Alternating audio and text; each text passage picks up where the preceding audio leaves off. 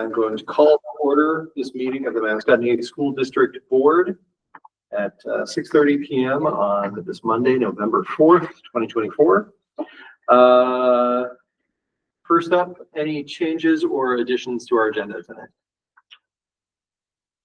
So just the January, considering changing the January 6th meeting. Oh, yeah. Where do we want to put that? We'll do that by setting the next agenda. Okay. I'll just have that as a subset of it.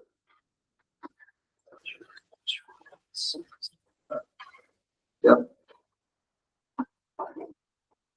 All right. So saving the next agenda and changing the January 6th, 2025 meeting. Any other additions? All right. Hearing none, we're moving on to item 3, which is approval of the minutes from October 7th, 2024. And I will take a motion to approve those minutes of October 7th, 2024. So second.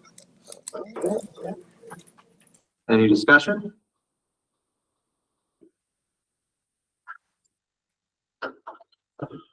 All right, hearing none, I will take a roll call vote to approve the minutes from our last meeting, starting on line with Amy. Aye. Elizabeth? And Elizabeth, you can just raise your hand if you're not able to talk. Aye. Thanks, Elizabeth. Nancy? Aye. Megan? Aye. And I'm an aye. So the motion passes. They're adopted. All right, so item number 4, public comment on any non-agenda items or any community announcements. Do you want to make the announcement? Usually Bill steals my thunder. He's not here. So this weekend we had a kind of a historic day. So the field hockey went out to Burlington and played the state championship, and soccer played the state championship in Rutland, and both ladies teams won, and it's the first time in history Windsor that a soccer team has won the state championship. Awesome.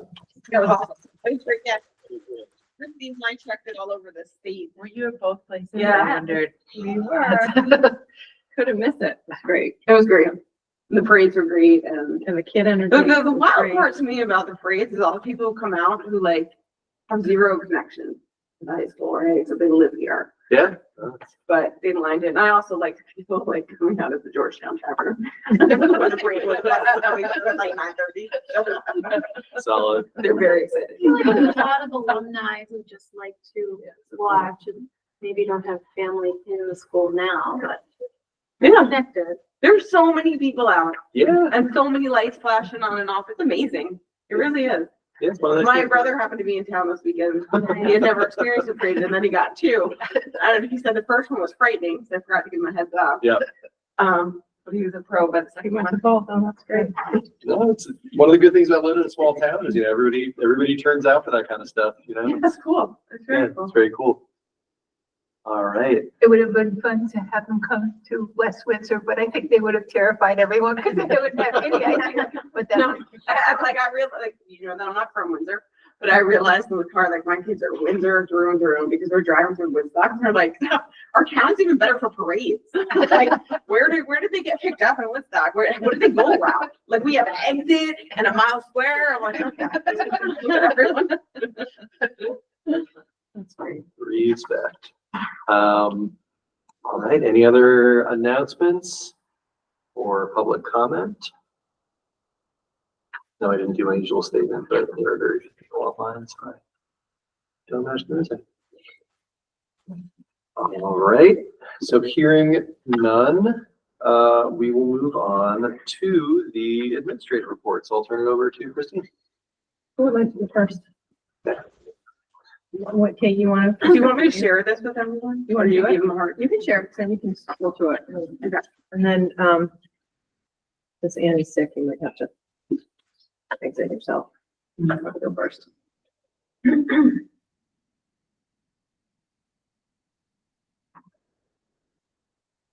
focus of the administrative reports is the student data, from the student growth reports, most of the report. And we got a glimpse of this at the SU meeting last week, right? you got the SU level data. This will be Windsor, and then Jennifer has some from Albert Bridge, but, has a harder time because it's such a small sampling. So, Right. She's done her best to present some data tonight. Mhm. Hey, can you present? Is it allowing you? It should. No, I can't present. I shared it with these people personally. Oh, I'm sorry. Okay, I will I share. can't. I'll put it on the screen. Yeah, I'll put it on the screen. Yeah, 1 second. Insert. Go.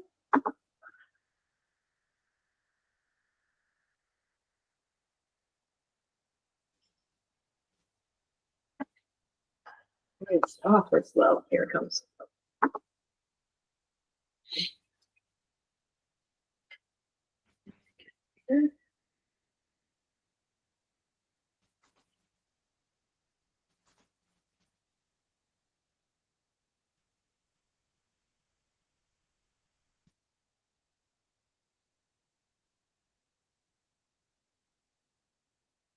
Okay. And I'm gonna be your scroll. Right? You click slides? Yeah. I can't see it, so I'm scanning. Oh, yeah. This is small. That's okay. Kate just shared it, so everybody has it. Yeah, okay. So, K-5 school level, and these are our reading star assessments that they took. I think end of September was the window for this. So, they're really baseline scores. They're beginning of the year. They, without a doubt, include summer slides that all schools have from their kids. When we look at these, the blue and the green are kids who meet or exceed the standard. So the blue would be meets the standard and the green is exceeding. And then I always think when I look at the yellow, those are our intervention kids. They're the ones who are sitting right there, right, just below meeting, hopefully just below meeting the standard. So many of our intervention students who work with our interventionists come from the yellow groups that are there. So for the K-5 staff, 26, 36, 42, only 42% of our kids are meeting the standard in reading on a K-5 level. So this is when we put all K-5 together. And kindergarten actually doesn't take the test. So this is actually a 1-5 level. And then if you go to the next one, Christine, this is when we break it down by grade level. So you start to look at cohorts and where do the cohorts, you still sit like, this is and it starts in second, right? So this is our second grade. Our first grade group took the early literacy, the literacy assessment for first grade. They need to be able to read to take the test. And many of the students can't read enough to take the test. So they've taken an early literacy one, which you'll see in here. So this is second, third, fourth, and fifth. You can see how in fourth and fifth grade, we have a much higher percentage. So when you look at that whole school, I think we want to see growth from second to third to fourth to fifth. So seeing the higher percentages, and these are reported out in percentages here. There are 96 kids in this data. So each percentage point really you could think of as a student, to roughly a student in the K-5 breakdown. Yeah, go. And then this is Colleen. We're kind of all mixed in here. Yeah, so the ELA, this is across the whole 6, 7, 8, but like Tracy's, we have the data in 2 different ways. I'd like you to go to the next one. I'm gonna go down on the slide, Kristen. 6, 7, 8. Yep. This one, right there. So this one breaks down by cohort 6, 7, 8. This is the star reading again in the fall. And when we're doing any intervention, what we're doing now in the middle school is we have 2 blocks of intervention in our advisory period, where last year we only had it during one time.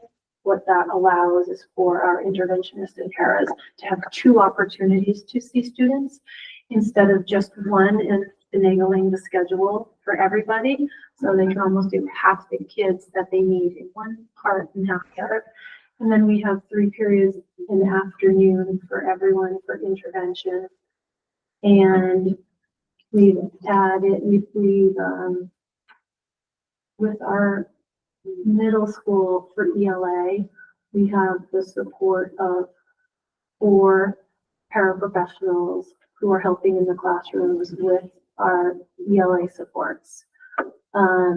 We've also added a reading specialist part-time who was with just the middle school last year, but she's part-time with us this year, and the interventionist who's in the high school does high school and middle school. So we have 2 specialists helping during those intervention times. But this is when we're working with our students, we're always trying to push the needle so that every one of those colors bumps up just a little bit to the next one. So as Tracy said, hoping that those yellows are really close to our blue, to get them pushed up to that next level, spending time on those interventions. Is this the first time they took this? This fall, this is this year's first one. Yeah, it's gonna be really interesting to see as the years go by. Yeah, we'll have a good comparison after the winter one, so we can see a fall to winter comparison. Which will be, And over the years, if you Yeah. have fall to fall. Yeah, to see, yeah. Mhm. Yeah. And so we know whether that 8th grade was just an incredible 8th grade or they had grown that much. Well, Christine and I were talking about this before, and I think that all the grade pockets are just proof that kids don't learn linear, right? So that's kind of why in some grade levels, they're either kind of stagnant and then they make a big jump, like it looks like there's a big jump in the 8th grade. Yeah. I think it's just the learning process. Okay. It's up. So this, if you can go to the next one, I think. yeah, it shows just Yeah. a full, and then a break. So we only, Is easier to see, I think. take it at 9 10, our juniors take PSATs. And then our seniors take SATs, but our data is similar. I was just thinking it would be interesting to see as we go further into it,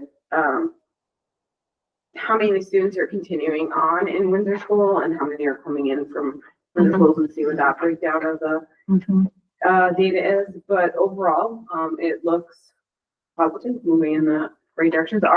Our data is for a little bit over 100 kids. So kind of close to what Tracy was saying. I think it's a couple over 100 that this is accounting for. All right. This is Tracy again. And so this is that early literacy. So I think there are 33 students in this data, and they're first, second, and third graders, again, who couldn't hit the benchmark to take the STAR because they needed the reading ability that they didn't have to take the test. It's a reading test, so it can't read to you. Like the math test can read to you, but the reading test can't. So this was, there were, I think, 3 third graders. I can't remember when we were breaking it down. There's 33 across. And it's broken down. This one's in percentiles. So like the 39% is that we had 39% of our students were between the 40th and the 74th percentile of those 33 kids. We want to see most of them in the upper percentiles. First graders, this would be a normal test. I think it's important to remember that some of these are our second and third graders that are taking a lower test and still potentially scoring, possibly in the need for intervention. They probably already are in intervention. They also could be potentially some of our special ed students. But again, that's when we can track. These students may change. That's what's different about this data is they may change. Some of them may fall off and actually be able to take the STAR for their grade level, and hopefully that would be progress if they could do that. But right now they can't. And then these are repetitive. These are what we showed you before, the second and the third and the fourth grade together. So that's actually a repeat, just a bigger version that I think you have now, and you can look at if you wanted to look at cohorts. But Pulled out. yeah, we can skip through second, third, fourth instead. Yeah, and it's the same for the 6, 7, 8, the next 3 slides are the same slide we just looked at. It's just pulled out just to see it. And it's 56% that are meeting the benchmark for the 6th grade, and then 58 for the 7th grade, and then there's that jump for the 8th grade, which is 75%. Awesome. It's great. And it's Kate, pulled out. Same thing, Same pulled out data. data, yeah. Pulled out by cohort just to emphasize. And then we go to the math. Just go males versus We go male, we All right. male to female, so, Angie had asked for, males versus females, right? To see where, those percentages lie, so this is still star reading by gender. The, first graph are females, and the right-hand side are male students. Interesting, that's interesting. Also important to note that if you look at the yellow, which I think of as our intervention students, for females, it's 41%. And on the male side, it's only 35%, but it shows higher because there were fewer, it's 35% of a smaller number, so it looks bigger, if that makes sense. So the numbers are really important on this graph because it's distorted. And our males, females, and 6A, our females have 74% proficiency, and our males had 55% proficiency. We have a higher percentage of our middle school boys who are closer to getting to that next level.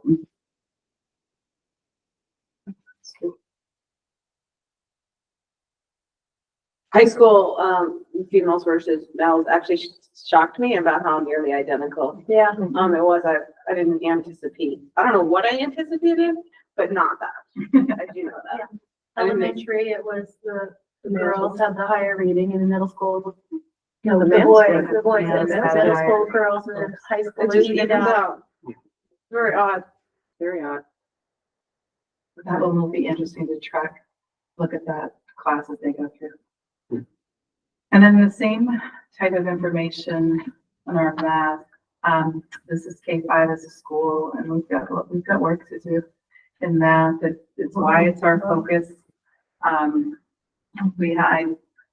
add these quickly, but I think is that 15 and 13? 18 and 13. Anyway, we have 68% that are not meeting the standard, and 37% that are significantly below the standard. So that's our goal this year that we're working on. And for me, that's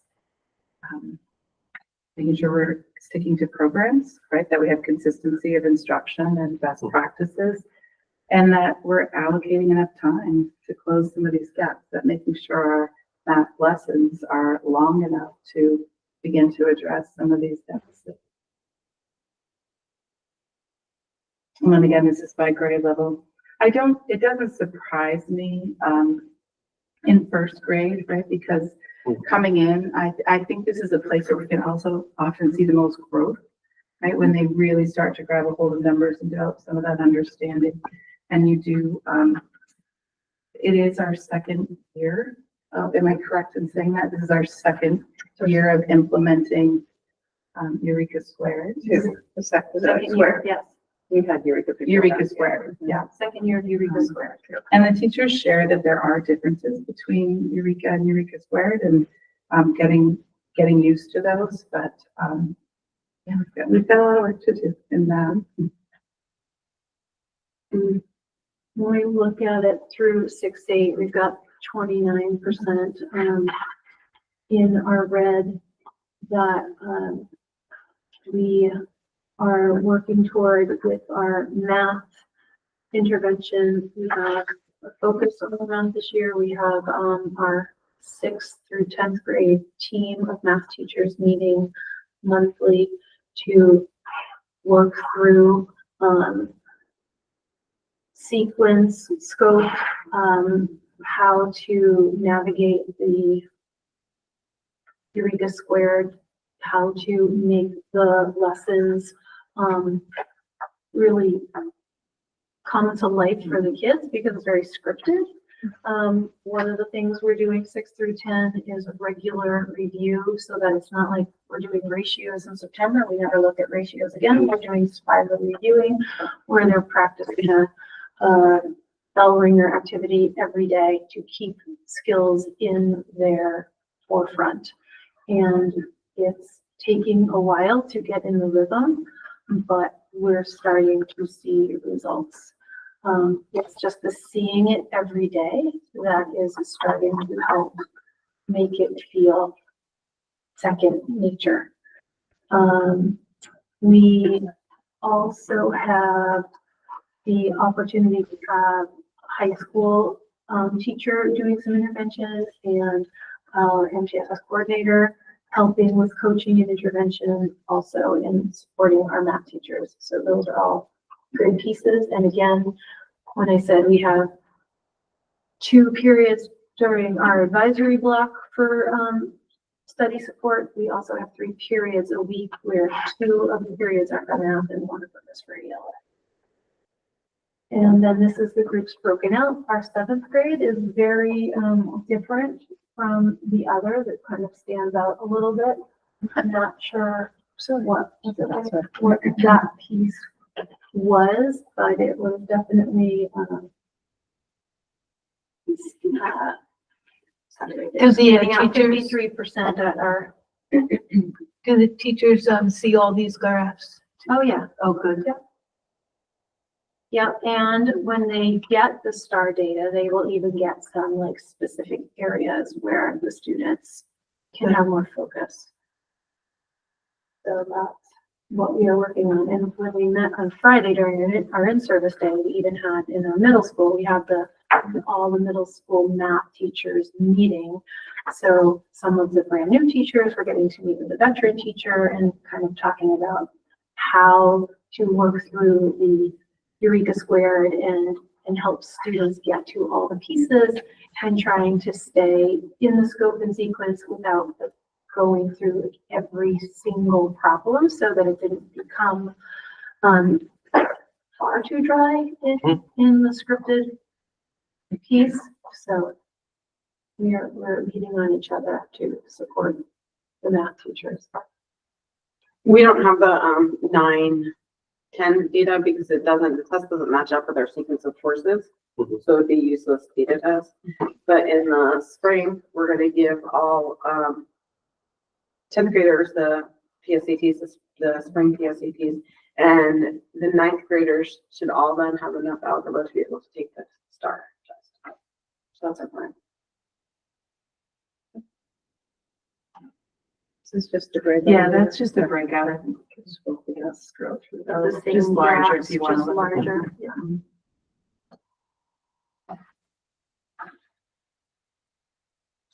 And then our breakout, these are, Males versus Male females. versus Slide female. 39, yeah.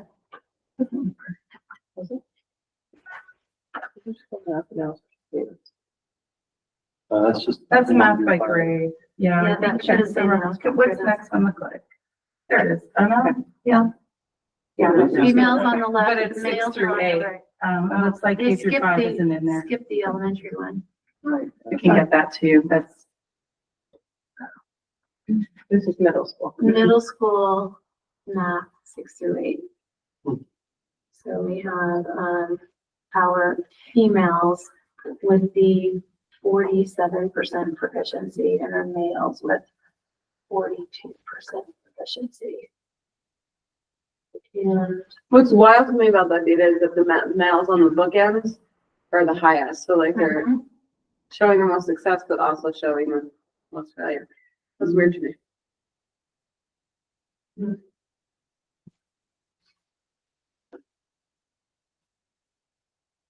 is that the last one? Oh, well, I'll get you the elementary version of that. I can send that to you.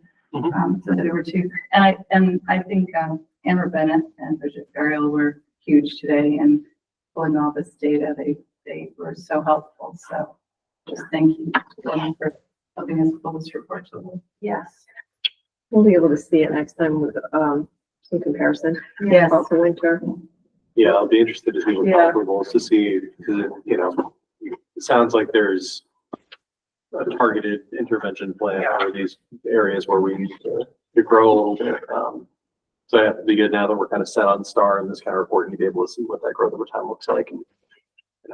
Yeah, we can add in too, I don't think Bridget and Amber have access to, like Angie presented, IEPs versus non-IEPs and, pre-reduced Oh, and yeah. non-pre-reduced. So we'll add that next time as well. Yeah, seeing, cutting the data up a little bit more might be interesting too, just to see. Right, yeah. Yeah. Oh, you don't need that. We were trying to Well, pull it okay. together today. So, okay, so I'll make sure you get access to that. No, we don't. Because that's important. That's where the gaps are really. Yep. Okay. So you need access to that. Mhm. Okay. All right, so I will stop presenting this. And then Jennifer, I will present your.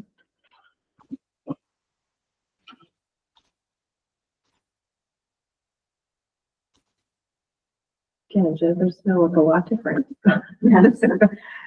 Yeah, with small numbers, there's confidentiality Yeah. issues and just the process of getting the data. What I chose to do was blend the current 3rd through 6th grade data. And we compared last fall, which is the first time we took the STAR data overall, to this time. And I left out 1st and 2nd grade purposefully because the kindergarten, none of our kindergartners take it to begin with. I left out 1st and 2nd because, as Tracy mentioned, there's a lot of early reading going on. So it was like, I tried to put it together, but it was like, you couldn't compare it because of that component, as a kind of pass out there. All right, so You want to go with the data first? yeah, so I mean, I could just moved past this, the Yeah. next slide, if you want to take a look, there is a link for all the fun stuff we're doing. Okay, so there's. So that's where we started with. I also did not pull out data for IEP. I didn't do socioeconomic. I know we're having a meeting tomorrow with somebody who can maybe help us see things in a little different way. I did not also do the female. To be honest, by the time I got through putting each kid's numbers in, because I couldn't figure out how to make the system work, I was done. So, so you get what you get today. We are going to get some ways of using the system, however, next time. So this is looking at mastery. So when you pull up the EduClimber, right, you can say, did they go to what they consider mastery? So last year at this time, what we had was 33% of our, or a third of our kids were below mastery, 2/3 above. This round, we have more in their reading that are below mastery, and 61% are above. And a big chunk of those numbers actually come from kids moving from the early reading assessment to the regular assessment. So when I pulled that out, that was a part of a pretty big part of that jump. Because remember, we've got small numbers, so every kid can make a big difference. I did think about trying to put like cohorts up and just not saying what grade they were, but because of the size of some of our cohorts, you're gonna know when it's 75 to 25%, you know that's the cohort for kids. So I couldn't really figure out how to do it that way. So then the next one is our math, same thing, looking at the mastery level. So we had a little over a third not making benchmark or mastery level, and then 2/3 from last year. Then this year, just a little bit under below mastery, down to 31% who were not yet at level. And then the other thing that was asked for was growth, expected growth. So I took the expected growth again, 3 through 6. And last year, so the expected growth is what they say from last year to this year, the average kid should learn a year's worth of work, basically what they're saying, right? And so when you look at growth, they're saying of this group, so 73% of our students last year, or sorry, we can't do last year because it was the first one. So in math, 73% of our students from last year's fall to this year's fall made at or above expected growth, or 27% of them did not. In reading, this similarly, 83% made at or expected growth, whereas 18% did not. So then, of course, our next question is, why are some kids not making expected growth? So I wanted to find out who those folks were. So I took a look at that. And so the next slide is just those red groups, that 27% and 18% in math and reading.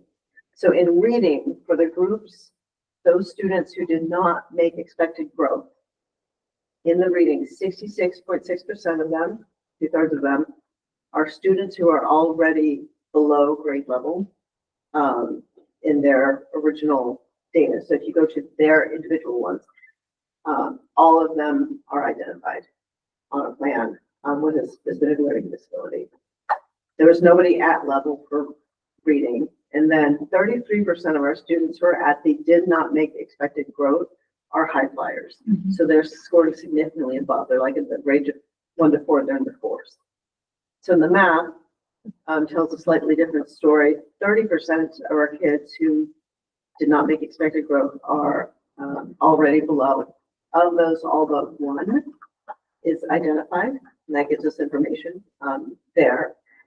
And then those one or 10% of the students there are at level but didn't make expected growth. And then in math, 60% of that group that did not grow are our high flyers. So that just tells us where we maybe need to be thinking about putting some work. Because we know we've got great intervention work and special education work going on. And some of these kids are going to just have a very different trajectory.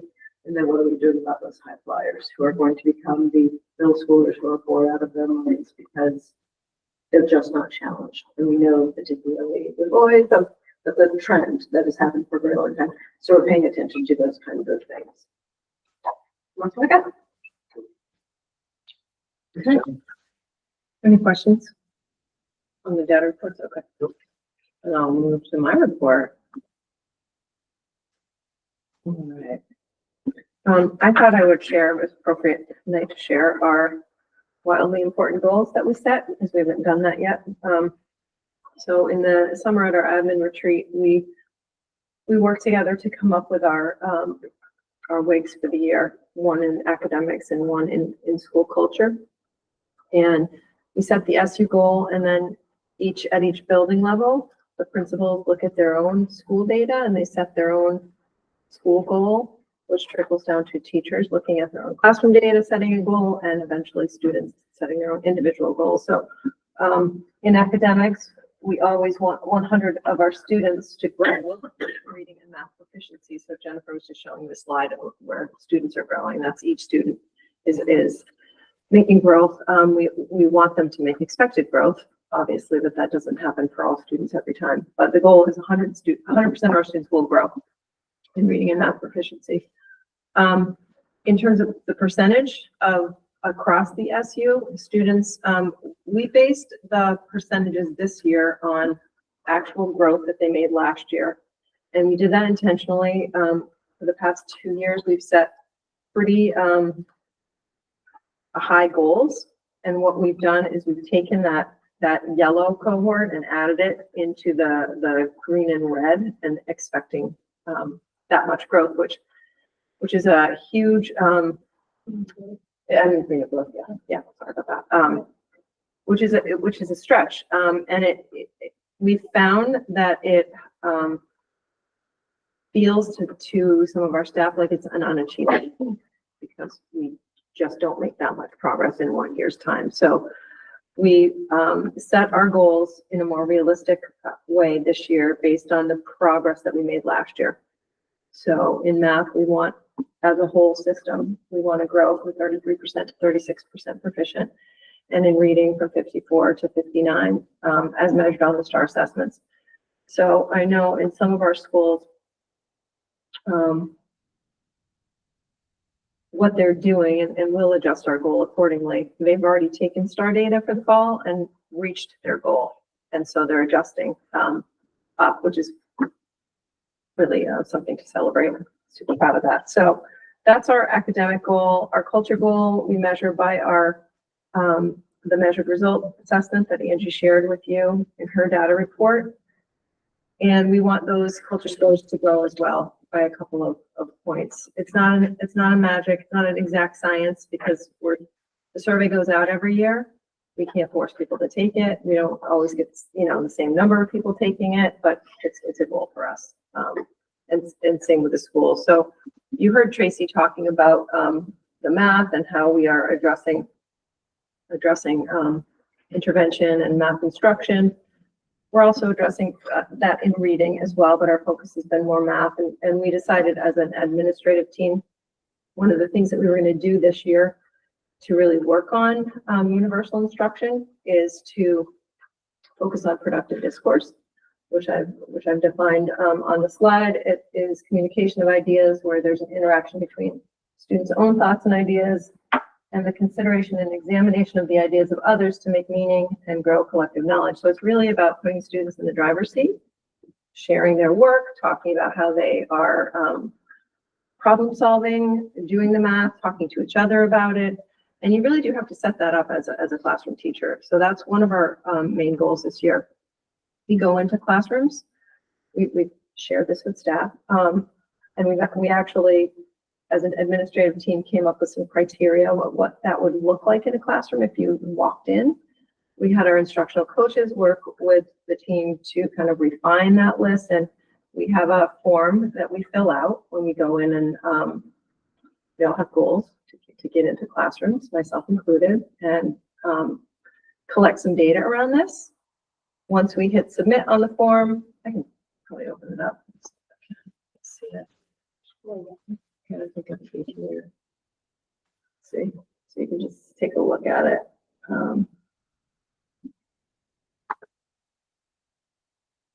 So it, you know, grade level, the teacher, which teacher we're looking at. So their categories: prepare for productive discourse. What might we see? Facilitate active communication. Guide learning with clear objectives. Adapt to student needs. Encourage collaboration and flexibility, and then we can add comments and even pictures. And when we hit submit, the teacher gets the form immediately, and we're calling them glow tours because we want to really shine a light on what they're doing really well and give them some positive feedback. We'll look at the data in December as a whole administrative team and just see, okay, where do we need to provide some professional development to help our universal instruction grow. So I thought it was important for you to hear that tonight. Let's see if I can get back to where I was.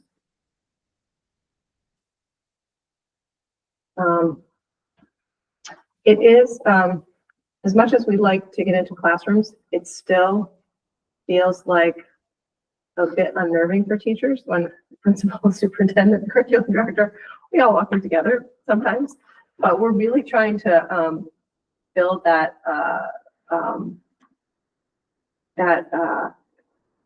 culture of continuous improvement. We're all in this together. We're working to support each other. It's, you know, we want to be in your rooms and see the amazing things you're doing. So we're trying to create that, and that takes time, but we're getting there. I wanted to just bring to your attention that the new education quality standards, EQS, often referred to as, go into effect in July of 2025. They've been in the works for a couple of years. They're actually quite good. There are 6 of us going to year-long, we're in a cohort training through the VPA, the Vermont Principals Association, preparing for implementation. What's that going to look like in our system when those education quality standards are addressed? The last one we went to, we were treated to a guest speaker. Her name, and I never met her before. Her name is, I'm not going to say it right, Susan Davis. She works for the Vermont Office of Racial Equity. She did a great presentation. Jennifer was there. It was pretty incredible, some of the things that she was sharing with us about how these systems are created and perpetuated. I mean, the one that stands out in my mind, she was showing a picture of like a first grade workbook, and the students, the task was to, you know, they're tracing these words essentially. So it's a picture of a white girl, and it says happy, and then there's a picture of a black girl, and I think it said angry, and then a white boy, and it said something, and a black boy, and it said sad. And it really made me think about how there are things in our system that we don't even take note of unless we're paying attention. Mm-hmm. So that's creating a narrative that I grew up with. So it was a really good, I thought it was a really good session with her. She talked about messaging. She talked about, the curriculum really matters. Who is represented and what is taught really matters. So if you're a student of color and you're never reading a book about a person of color, how do you reach for what you want to be? So anyway, we're enjoying and learning and getting ready for implementation of the education quality standards this summer. On that note, we had our second equity coaches and principals and administrators training with Tracy, who is incredible. We're so fortunate to have her leading this work with us. And it was interesting. She talked about the systems that have been in place as well. So it really kind of dovetailed. And she was showing us some advertisements where there are lots of things that if you're not paying attention, the signs and things that are in advertisements are also perpetuating the system that's been set up. So we had that training last week, I think it was, with Tracy 2 weeks ago. And she continues to work with those equity coaches, and they're doing work in their own building. So creating a system where everybody is learning and growing together. She had a meeting today or monthly. Yeah, with her equity coaches. Davis and I and Elizabeth, we were able to go to the VSA/VSBA annual training. I thought it was actually pretty good training. Davis was there. Yeah, the it was whole time. excellent. Yeah. It was, a lot of it was around budgeting, communicating budgets. Davis and I had a great session on productive conversations with people with opposing viewpoints. Yeah, that one was really good. Which Yeah, is pretty it was good. one of the keynotes, I think, actually. That Yeah, was good. yeah, I think it was. Some good tools from that. And some good tools from that. So we were able to do that together, which was nice. And that is for the discussion if we want to talk about. So that's the end of my report for tonight. Happy to take I had my question. Yeah, Did my- you bring it? I was, Your card. I thought I should have it with me and I left it in my office. Yeah, I know. There's like I have a new dedicated school board bag. Yeah, so if you don't mind me I want chiming you in here. to, yeah, please. Yeah, so this tool, the productive conversation keynote was incredibly helpful. Had some really good, operational strategies for helping to facilitate that, because, especially like in this setting, but in Yeah. schools and anywhere, like conversations come up and conflict happens and it's really uncomfortable. And as much as we would all like to avoid conflict at all costs, it's, if you do that, it often makes things worse. So this really great acronym that the speaker had us do was HEAR, just practicing conversational receptiveness. So HEAR, HEAR, H is hedge your claims. So phrases like, I think it's possible that, or this might happen because some people tend to think. E, emphasize agreement. I think that we both I agree with some of what you're saying. We both are concerned with. A is acknowledge other perspectives. So I understand that. I see your point. What I think you were saying is, and then R is reframe for positive. I think it's great when, I really appreciate when, it would be so wonderful if. So just a few. And they worked in our practice. Yeah, we did some kind of simulation Yeah. of this stuff, and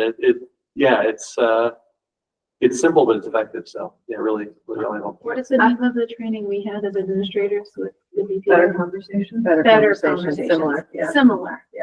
Yeah, and this group is called Disagreeing Better. Yeah. So similar. I don't know where I heard this or read this, but somebody said that they used, you may be right, and left it at that, because then you're not arguing, right? And you may be right, or you may be wrong. Right. Doesn't mean you agree. Yeah. Means you agree. Right. Yeah. Mhm. It was a great, this was one easy takeaway, but that was, I think, one of the better sessions. Yeah, that we I had. agree. Yeah, really But it was useful. good. So, all right, and back over to you, Davis. All right, thank you, administrators and Christine. So we are on to item 6, which is our items for discussion, followed by motions if needed. And we're going to start with community outreach engagement. I can speak to that. So it took me a little longer than I had hoped, but I was able to make a grid of some events that are happening. You were amazing. Everybody has signed on to at least some of them. I may engage you all again, scheduling, so this is all stuff we can do online. So my plan between now and the next meeting is to start breaking down what subjects we're going to cover during that. We might only get a couple where we can really engage people on budget or hear from people on budget, because again, the purpose of these is not for us to be standing up on stage and delivering information, but I really want to make sure we're getting out there and just hearing from people and letting them sort of lead some dialogue with us in these spaces. But with the budget book coming out now and all that kind of stuff, I'll reach out to Larry and just see if I can work with him to get like a one sheet. I think having some small amount of handout information for these would be good. Even if it's just one or two of us, just having a handful of them to, if you want to take them, get some information, but keep it again pretty light on what we're giving out versus what we're hearing from folks. Because I think that's something that, with not as much attendance in spaces like this, a lot of people can see and hear this stuff from us, but we don't really get a lot of that feedback. Yeah, that is underway. And yeah, I don't know if y'all had any feedback or thoughts on that, but I think we're moving forward. I had a hard time finding where things were to say okay. It was just, Oh, is the layout a little weird? yeah, because I think my name the name of the activity was way over here, and maybe it's because I have such a small screen. What line am I on? And so I don't know. It was just, You could freeze it if, you know how to do that. Yeah, no, I should do that. I can make some adjustments to it. I kind of threw the spreadsheet together and then maybe sent that to because you my all, so I name can was do so some. far away, I can freeze that side of it, actually. That's a really good idea, just so we can make sure that we're all able to use it. Good. But yeah, no, I appreciate it. I'll take a look at it. But I was really amazed at what you did, so thank you. Yeah, well, I got to give some credit to Brian Woodbury I asked him for the master sports schedules, because just so I can see everything in one place. I know it's subject to change, and we missed because it's playoffs, we missed the fall stuff, but hopefully for fall and winter we can start doing that. And I think that if we get through this and it seems like something that we want to keep doing, we can get on it early, maybe over the summer next year, and just start have that kind of grid standing, and whoever is the chair or wants to do that, we can just start gathering information so we can make it more of a thing. And that actually, one of the sessions that we had talked about specifically having folks on boards just make sure that like we're figuring out events to go to, and it was It's like edifying because you're doing it. oh yeah, it was edifying. It's like, oh, this is the thing we're already working on. Great. So But you're unrecognizable now, so nobody will know you're there. I've lived in Windsor a long time. There's people who don't recognize me with the beard. That's actually a problem I got more. People I've known my entire life. But yeah, we'll keep moving forward on that. And again, it's scheduling. We can work on that online, but we'll keep at it. Looking forward to getting out and chatting with some folks, and in a lot of cases watching sports games. The only other note I'd have for you all, or anybody on the board, if there's events I'm missing, so I'm really just working off of what's posted on the school calendars, and then what sports events are, which really only covers high school that I've seen. So if you all have other databases or just like events lists, that kind of stuff, like school, like kid-focused community events, just kick them to me and I can insert those on the list, and we can try to cover some other stuff. But yeah. All right, if there's no further comments or discussion on that, looks like we still have ABS Windsor Intra-District. Yep, that came up at a retreat last month. It was on the agenda again. I think Bill brought it up, and under the premise of if we're going to share resources across our schools, we need to do that. We need to know things prior to the budget really being formed. So what I have, I'm going to show, and Bill's not here, but I can share it with him as well. Sure. Just get to the next slide in the report.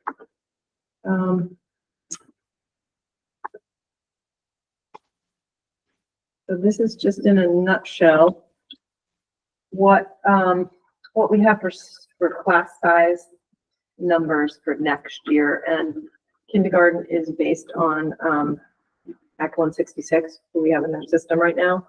So that number is not set in stone by any means, Of course. but that's how we kind of run our predictions. So those are the numbers.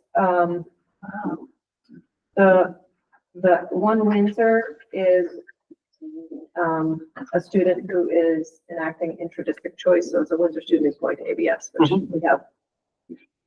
Next year we'll have the numbers are all 6 of different, them, right? Currently we have 9, next year we'll have 7. So next year We're we'll missing have a first grader, Okay, a second grader, 4 fourth graders, and 1 sixth grader. so missing one first grader up there. Okay. So those are the numbers. Do we see the trend of folks making intra-district choice going from Windsor to ABS? Has that been growing over the last couple of years? I think you said we have one, right? One currently that from ABS. We have 1 currently from ABS over here and 9 of Windsor over there. And I think the first year we got it out well, maybe. And so we got quite a bit that first year. Mhm. I'm not sure we've done such a good job in the last couple of years getting it out to our communities. So we have to just be more specific about making sure we can do it. Awesome. That's in what month do you do that, Jennifer? So we try and send it out in January. And then we try and have final answers and information into us by April 1st. So I don't know if the board has, I mean, these are the numbers. Mhm. Do you have thoughts? I think my only question would have been how we're getting the word out about it. And Jen, it seems like you acknowledge that there could be a little bit more done. So, I guess. Yeah, we'll see. At the end of the day, as much outreach as you can do, it depends on parents wanting to bring the students to West Windsor from Windsor or vice versa. So, Yeah. And I'll work with Tracy about how we might want to communicate that. Yep. out as a community. I think Bill's, question was, are there any places where sharing of resources makes sense? Right, based on the right, right. numbers? And I'm gonna leave that to what you all think. You speak a little bit, well, we don't have to right now. Don't mean to put people on the spot, but I know right now there is sharing of resources for 6th grade. The 6th graders do come over. And how is that been going? Sure, so they come over currently for 2 days a week in the afternoon, the very last period, which 3 days a week they have kind of win time where they're doing academic intervention, and the other 2 days is clubs. Right now it seems like they're enjoying getting to know other people here, and I think that's creating less anxiety. I think it's tamping down the anxieties of I've got to go to a big school next year, although when it's relatively speaking, but so I think that part is going well. They're this week, I think, choosing new ones and starting a new round. Yep. Being Second able quarter to- starts today, so they have new clubs starting tomorrow. I think that's what a lot of people are choosing the cooking club. Yeah. So new rotation of clubs, and they get to come over with their support person from Elderbridge, so the consistency of visiting every week and having it on their schedule does help acclimate them to who the teachers are, who they'll have next year, and the peers. And then we're thinking about the next semester, maybe backing it off into bringing them up for the last 2 periods. So they do specials followed by the passion period and the time. And so we're trying to figure out if that makes sense. So this year we've got 4 kids. Next year, it's gonna be more than 2 vans to get the kids over. So it's a thought of what do we do then? And then what's the value added for what we can and can't provide for middle school level stuff that they already get. That becomes kind of the next discussion point. Yeah, I was just thinking about how some of the kids do, like, one semester they do theater, like one semester they do band, and like maybe half of the students would choose one for one semester and half would choose the other semester, but that would help alleviate the more than one band, but it also makes it awkward for if they're not here, where they're just half of them doing without that elective. So yeah, I mean, I know for the second semester, the kids are interested, I think, in the theater So that's a semester long course, so like the second half of the year, they're excited about that. We're trying to get those four to all do theater, each with their own slant. So one is particularly a tech person, so there's tons of tech work they do down there. One's more into maybe like script writing and that kind of stuff, so maybe they definitely, so trying to fit out who they are, so that they're expressing anxiety about going into all these other classes. Alone, essentially, they don't want to be in a class alone. So that was kind of our collaborative problem solving, how do we make sure you guys do it together? So we're looking at theater and how to get over all together in theater, but have their own kind of ways of interacting. And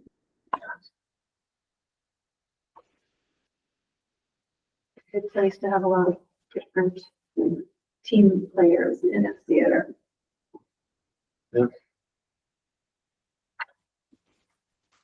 Any other feedback, questions? Anybody online? I would just wonder if the principals, do you have ideas that you would like to see more collaboration? Like what do you feel is missing? I think the challenge is, it's transportation is really the big challenge of all of it, because we want to be able to share both directions, right? We would love to have sixth graders come and do more outdoor work with us or play space work with us. But getting them over is a bus also, right? So that's a challenge, is an expense that I don't know that this is the right year to try and push things like that. I think the basic idea, the way that Colleen has shifted the schedule to make it so they can go in the afternoon and still get their core kind of small school experience with their core academics, makes it nice, because then they have all these beautiful options, which is something we can't provide. Like we don't have a theater program. We don't have tech ed, right? We don't have some of these things that are offered here. At the same time, then it also kind of guts some of our programs. So like if they came over here to do band, then where would our leadership go, right? Our band leadership kind of goes out the door. So trying to navigate some of that is a part of the process.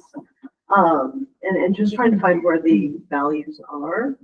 And, because we have such momentum with Albert Bridge, we're kind of able to negotiate it right here as to what makes sense. But next year's going to be a much larger group, so I think we need to be more strategic about what that looks like and how we can support them getting a wider variety, as well as connecting with peers and teachers. Yeah, and I think there's some creative problem solving that happen.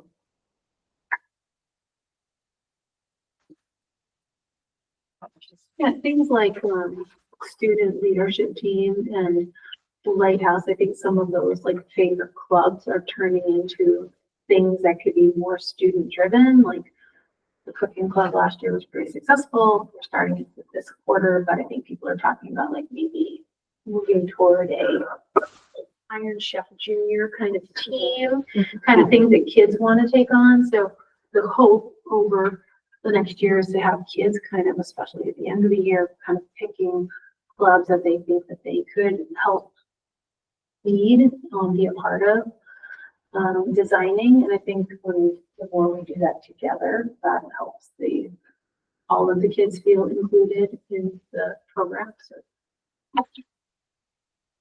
I think being with theater is a great place. We've got a teacher who is very open to differentiating her teaching for the writers, the actors, the tech people. So good place to start. All right.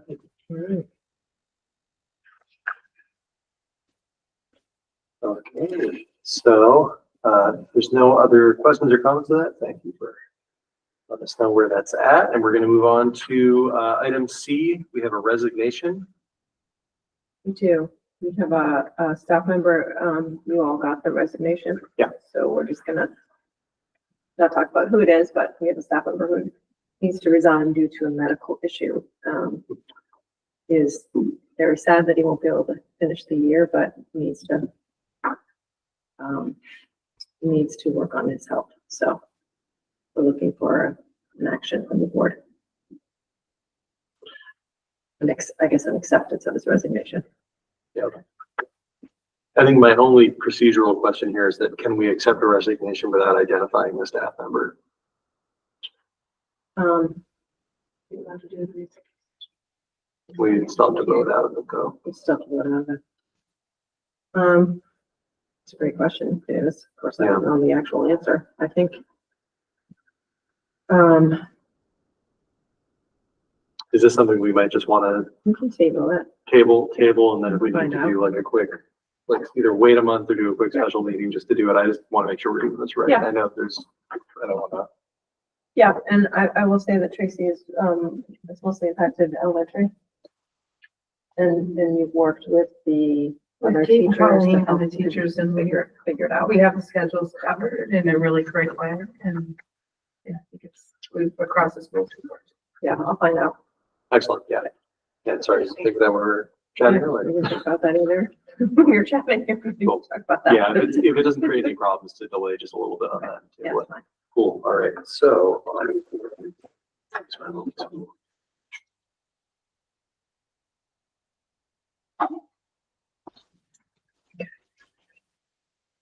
Oh, does it say it on your? Yeah. So, yeah, we actually need to move that. So I move to table this resignation. Yeah. Or I will take a motion to table this resignation. So moved. Second. All right. And we gotta do a quick vote on that. So we'll start online. Elizabeth, Aye.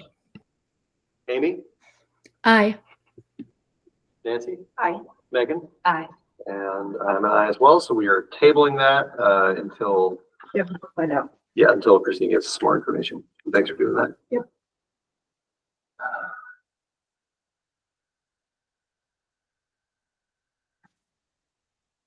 So table that. Okay, and then item 6D is our preliminary budget. And I can start and let you know where we're at. Mhm. I met with Larry today. Yep. He's been working on the SU budget, which was just finished. It's in the board's hands now next month to ask questions and adjust that. So he's started working on the local budgets. And he is currently setting up a meeting with the 4 principals to go over the wage and benefits. That's where he starts. We have the healthcare numbers, we have the CBA numbers, so that's just a process he has to go through. That's the majority of the budget plus the assessment and supplies. So his plan is to have that meeting in the next week, I believe. He anticipates that he'll have a draft budget in the budget book. He's going to use the same tool for each of the Awesome. locals. Yep. By the end of the month, he really is waiting for the tax letter December 1st before he can really share information. Yeah, it's kind of key. Yeah, so his timeline is, work on it in November, get the tax letter December 1st, update the budget book, bring the BAC committee together that first week in December to run through, ask questions, and then bring the budget. I mean, we probably won't have much to share at the next board meeting on December 2nd. We'll have more than we do tonight, but Now, January is typically the January one is that really- we yeah. get the whole Yeah. picture, yeah. but the BAC, we've had one teacher express interest. I'm looking at you, Tracy. One community. One community member, not a teacher from Scotty. Not that contacted me. I You have, have one? I have a teacher and a community member. Okay. So we'll have 3 potential and that can be scheduled. I put it on our principal list so we can schedule that together. Great. Yeah. Glad Moving forward. folks are interested in getting involved. Yeah, and with the new tool that Larry has brought to us, I don't know where he finds the stuff. It's pretty amazing. It's Yeah. very, especially the online version, I mean, being able to highlight things Yeah. and do the drop downs, it makes Yeah. it very user friendly too. So that's where we're at with the preliminary budget. But we are anticipating, it's likely going to be a difficult budget season again, Yep. what the forecast is showing. We are not, at this point, talking about adding anything to the budget, at this point, which we concur with that, and looking at places where we can trim, if we can trim. Mhm. So, we'll bring you more information. All right, well, I appreciate the update, and I mean, if this is an opportunity for kind of board guidance on it, I mean, I think that's the guidance that I would give is just, you know, I think while we're dealing with the kind of cost increases that we really don't have any control over, we just have to go with, you know, I think obviously there's always things that could use more resource and ways that we could use that to make our programs better, but, yeah. Stay the course this year and do what we can with what we got as best we can is the way to do it. And it is, you know, I'll say it's reassuring that, you know, this is a year, the feedback that I have generally gotten from folks, and that is, you know, all across the board, parents, some students, teachers, administrators, community members in general, like it feels as the general feeling that this has been a positive year so far. I think that, you know, being able to maintain over last budget season, being fully staffed, you know, having a lot of this stuff that's been really a struggle to even attain in the last few years coming out of COVID, it makes me feel a little bit better about kind of just like trying to keep even keel. You know, and hopefully we'll be in a different place in a few years and we can dream a little bit more. Yeah. I have shared with Davis today, I've been trying to listen to the future of public education sessions. And they are tasked with bringing short-term cost-cutting measures to the legislature in December. So the meeting today was all about that. They recognize it's going to be hard to put things in place for this year as we're in the middle of our budgets, but they did have some ideas. I wasn't able to hear all the whole meeting, but what I did hear is, you know, being very clear about what's coming out of the ed fund. There were questions about what is coming out of the ed fund. Is it just supporting education or is it supporting other things? There were a couple others, but they're not coming to my mind right now, but we'll hear. There'll be a letter released with their recommendations to the legislature. One of them was second homeowners, I think. Paco, and Elizabeth probably knows more. Did you raise your hand? Yeah. Yep. Yeah, Elizabeth. Hi, I was on that meeting, all 4 hours of it today. And one of the problems is that Zoe Saunders has not come up with any of the data whatsoever that was requested of her so that they can base their decisions on accurate data. And she does not expect to have it at their next meeting in 2 weeks. And so the finance committee is not going to be able to make any significant short-term recommendations, which is extremely, extremely disappointing. But one thing which does not affect our district, but does affect our supervisory union, is that Peter Conlin, the chair of House Education, said that one of the suggestions that was made during the last meeting, which was to limit the amount of tuition, I guess it does actually impact our district, to limit the amount that a public school can charge for tuition, because we currently have a system that allows for charging anything. So I think that we set our tuition in Windsor at the same rate as the private schools or thereabouts. We won't be losing terribly much, but it should really significantly help Wethersfield and Heartland. And the other thing that he said, which is, I mean, just as a tail end, was that all of the changes that they do make, that they do agree upon for the short term, will be run through the House, through the legislature, but they will be effective immediately and not as of July 1st, as they traditionally are. Oh, good. All right. Thanks, Elizabeth.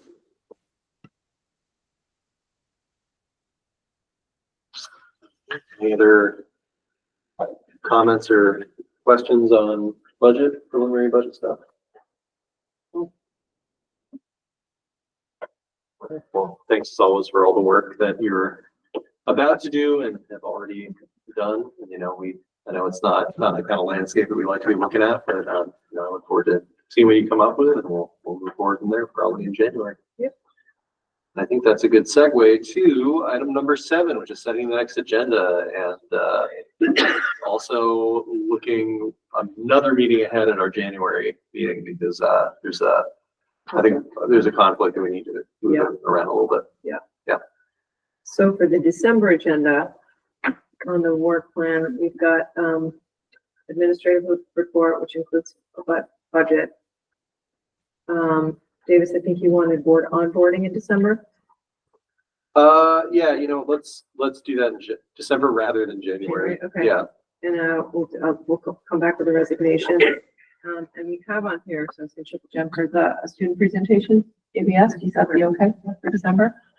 They'll probably do it like a video for it. That's coming online because of the. Yeah. We try to leave December, January, agendas light because we're having a fit, so, but if you want other things on there. Yeah, nothing else is coming to mind, so I'll let you know the next one. Things come up. Awesome.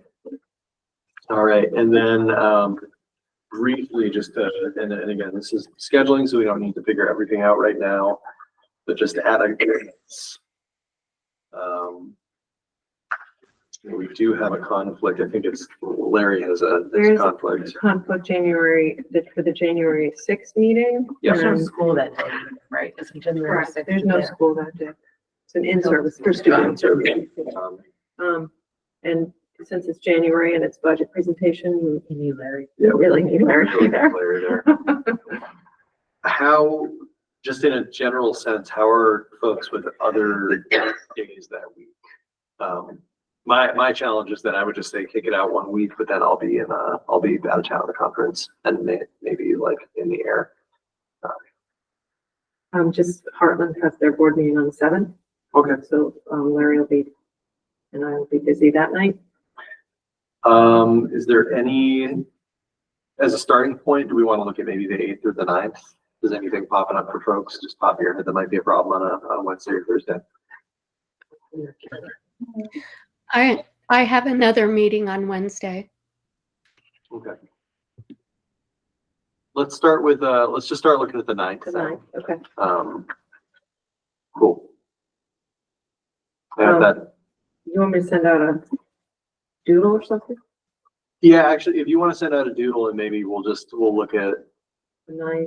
the 9th and the 10th, and then maybe the next Wednesday through Friday. I don't want to get too far into January. I think, So you're gone the 13th and 14th? yeah, I think I'm coming back on the 14th. It's the 15th. I think I'll be back by Wednesday night, unless I get. How do people feel about a board meeting on Friday night? I think you know. I just wanted to make sure. Wanted to figure that out. Thursday night. Thursday night. Yeah, maybe let's just look at those 2 Thursdays. I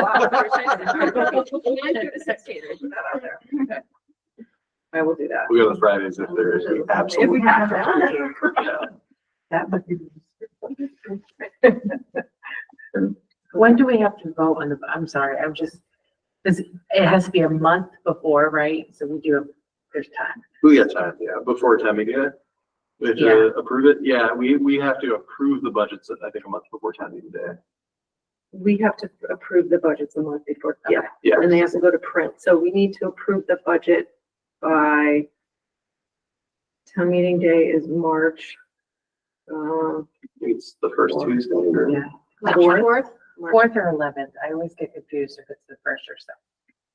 Probably the first. I thought it was the 1st. Yeah. So a month before the 4th. Look back at this. So we have to, so at our February meeting, which is the 3rd, we should approve that budget by then, at the latest. Yeah, I think we can easily do that. It is March 4th. It's March 4th, okay. Thanks, Becky. Cool. So yeah, Christine, if you can share the doodle poll, but I mean, tentatively, unless we hear otherwise, it seems like maybe the 9th will work. Okay. Yep, I can do that. Not hearing anyone say it won't, so you never know. Cool.